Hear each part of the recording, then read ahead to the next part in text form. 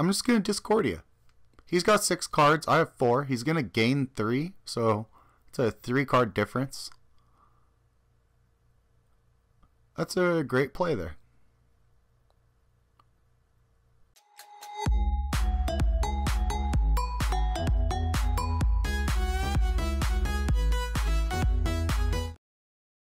Assemble your team. Welcome back, ladies and gentlemen. This is Midi Knight, here to bring you another Gauntlet video. This is going to be the second video I'm going to be doing on the Marksman Gauntlet, and I think this is definitely the much more optimal list, and it focuses around one of the newer cards, which is Discordia. What Discordia does is open up the ability to go incredibly late game against decks you have no reason going late against. If you're up against a Zeus or a Ra, what you're going to be wanting to do is getting as many of your early drop creatures as you can. Marksman into Rain of Arrows into a Discordia is a great play against either of those factions, or any faction if they're getting a slow start, to be honest. Inferno Cannon and Marksman give you 4 2-drops between the two that allow you to really control the early game and really force your opponent to react to what you're doing. And as any person playing against Bellona, you never want to be reacting. You always want to have control of the board because of how Bellona's hero power works, giving you additional reach and putting characters that normally would be safe when you backline them completely out of any type of safety. So what you're really going to be doing is trying to take that early game. Your mid game consists of stuns out of Cupid, Venus, or even coining into a list. And then the late game kind of is the same with Power Delve and Sylvanas. However, now you have Power Delve with Osiris being an option, pulling lots and lots of Sylvanas out of your graveyard and creating a quick army. Alright guys, let's get into the games. So it looks like first game here we have a Zeus. Because I have such an aggressive start, I'm considering pitching this Discordia, but she really is the best play you can have against Zeus. If you can drop her on 4 before they cast their Hades, you can really screw over a lot of their plans. Now, getting the knocks on this Inferno Cannon, I can challenge most anything he's going to be dropping until I see something high life like Hades. Even him dropping 4 drops such as Aphrodite would instantly be killed. So just like that, I'm going to be developing my board here, going for the stun rather than the kill. I'm really just going to keep him incapacitated for as long as I can and just get free damage out. His turns are really inefficient dealing with my cards and not at all addressing what I have. I Venator his Apollo here, and looks like that's going to be game. Now this is a terrible starting hand. You might want to keep that Discordia early, but I really wanted a 2-drop so I could really go at this guy. Unfortunately, I did not get one. What I did get, however, is my Venus here combined with Argus. So what I'm going to be able to do is go pretty long game with this Ra, and if I ever start going behind, I can drop my Discordia and steal whatever could be the next threat that I'd have to deal with, while giving him nothing in return. In the meantime, I should be able to keep him busy for 6 to 8 turns while maintaining the board position the entire time. The thing I'm really afraid of is when we start getting into turns 9 and 10, if I don't empty his hand or don't have a dominant board position by that point, it's going to be hard for me to seal this game. So with that in mind, I play a little bit more aggressively, trying to take out his board and don't really worry as much on the control portion of this game, not really fearing any rush against my stone here. I think he's going to be playing a very long game. He's probably got last breaths and things like that in his hand. So I feel I have some time here to establish some hard to remove threats like Sylvanas. Sylvanas is the hardest threat to deal with, in my opinion. I think he's probably one of my top favorite creatures. It's the fact that when he dies, his body is left in the graveyard opens up so many tricks when you're playing him with things like the occult, or with the occult Deadeye, or with Osiris or something. It's really fun. Alright, just going to be pressuring him here in the back again. What I'm really looking at doing is, again, trying to develop my board. Not get blown out too hard by an Annihilate on turn 7. I would lose my 2 characters there, but being that my Sylvanas is still at 1 health, he would survive into the next turn. And that's good enough for me. If I get him to play an Annihilate here, that's completely fine. Alright, the last breath comes out. It's kind of annoying. It does, however, hit my Sylvanas. So I've got some decent damage I can put on the board. I'm checking what can come up from this Osiris. He's at 5 health, so again, he would not die to Annihilate on its own. However, now he would get my Sylvanas with that Annihilate, so we got to see how the opponent reacts to this. I still got 2 Dishonorables in hand and a Discordia, so I'm going to really be able to mess with his game plan no matter what he's going to be casting here. He blows up my structure there, so it looks like Sylvanas isn't going to be coming back.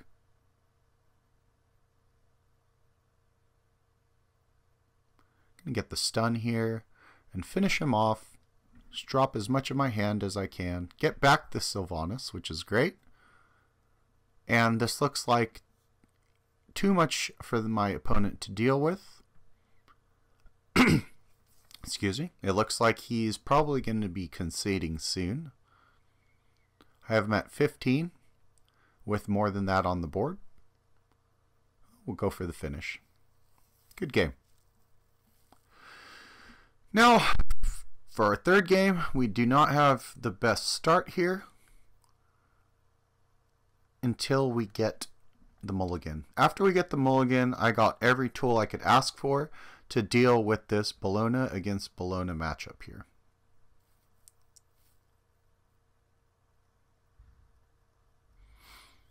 So by not coining out one of my gods there, I was considering coining out my Venus, but by keeping him at 1 damage, I think that's the whole reason why he did not finish off this Marksman here.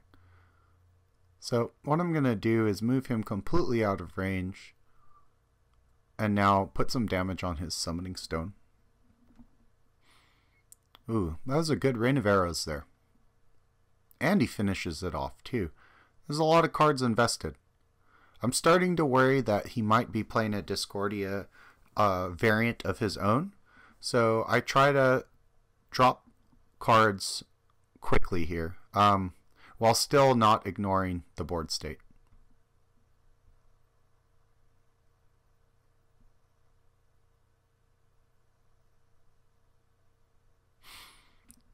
I'm just going to be hitting this Sylvanas, even though I have no way to finish him,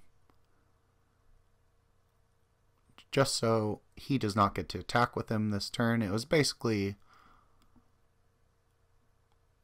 well, I guess I could have just attacked the stone with the cult there, to be honest. It would have had the same effect as Summoning Sickness and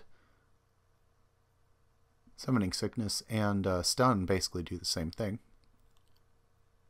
So I guess that was a little bit of a misplay there. We will, however, have a lot of options with this dishonorable in hand. And I'll be finishing him off with my hero power onto this Caldera. Having both this Sylvanas in hand and the Discordia. Ooh, and off of my Deadeye, I get back the Venus. That is great. Now, what I'm going to do here is just try to weaken what he's got.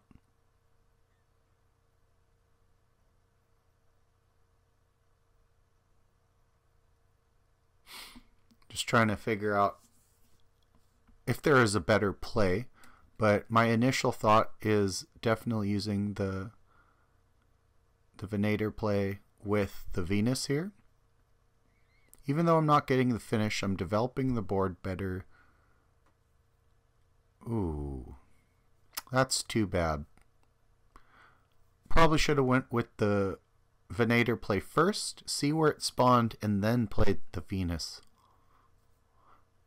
That might have, or that should have prevented that bludgeon from finishing both of my guys there.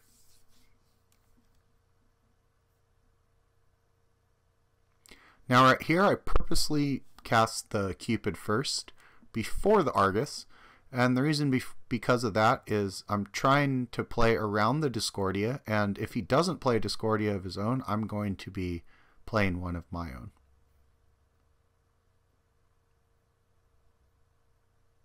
Got double Sylvanas here. I just need to finish off this Venus.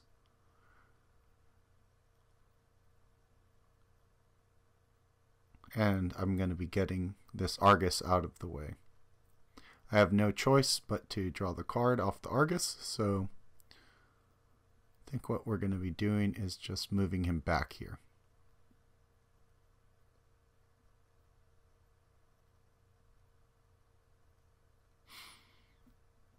I got one more dishonorable in hand, so there really isn't much formation he's going to be able to do to prevent me from probably wiping most of his team.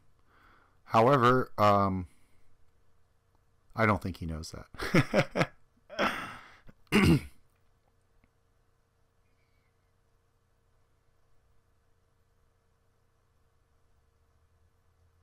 Just going to go with the trade here so that my dishonorable is able to finish his little structure there. Another thing to mention, cards like Marksman and Brontis, when you're playing with Sylvanas, will actually grow in power every turn they come into play. So keep that in mind.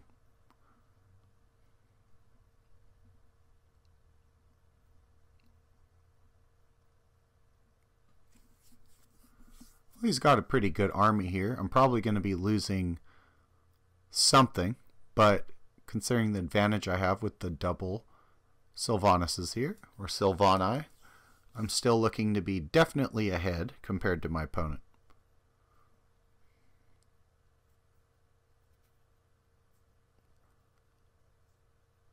Okay, it looks like he does get one of my Sylvani there.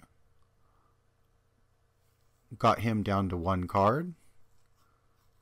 I think I'm just going to be raining on this guy. Point being, again, I'm trying to dump cards so that I can play this Discordia as soon as I have an advantage at all. I don't care if I'm only getting one card out of it. At that point, it's a fantastic card. Not only did I draw a card, I made the opponent discard a card. Something that there really is nothing in the game that allows you to do that. Alright, looks like that's going to be the wrap of that game. Well, the start of this Zeus versus Bellona, I gotta say, this was a very interesting game. Of all the games, I remember this one the most because I just remember it being the, oh yeah, this is why Bellona's bullshit game, like, and that it's exactly what this is. I'm going to be moving the Marksman forward, but still out of range of the Apollo, of course.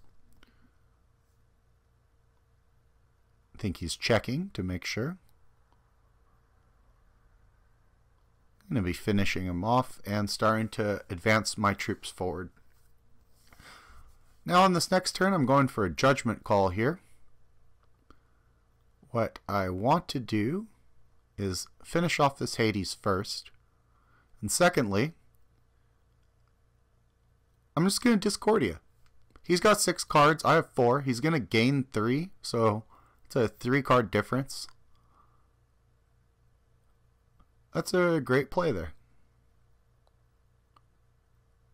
And he acknowledges it is too. Oh god, that card's so broken.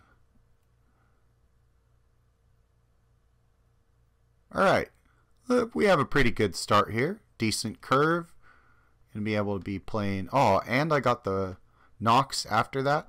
Nox onto a Marksman is a completely fine turn 3 play. Like, I know she's 2 cost, but like, I have no problems with that 2 into 2 play. It's super powerful.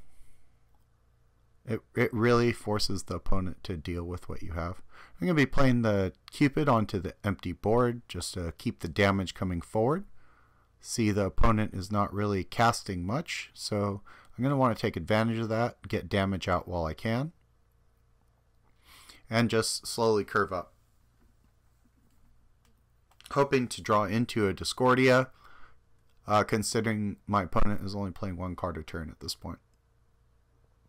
I bet you he's probably wishing he didn't play that execute last turn and saved it.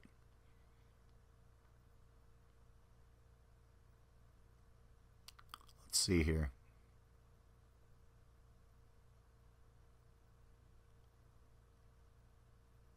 Magma Slam and a heal. Oh, he's in trouble now.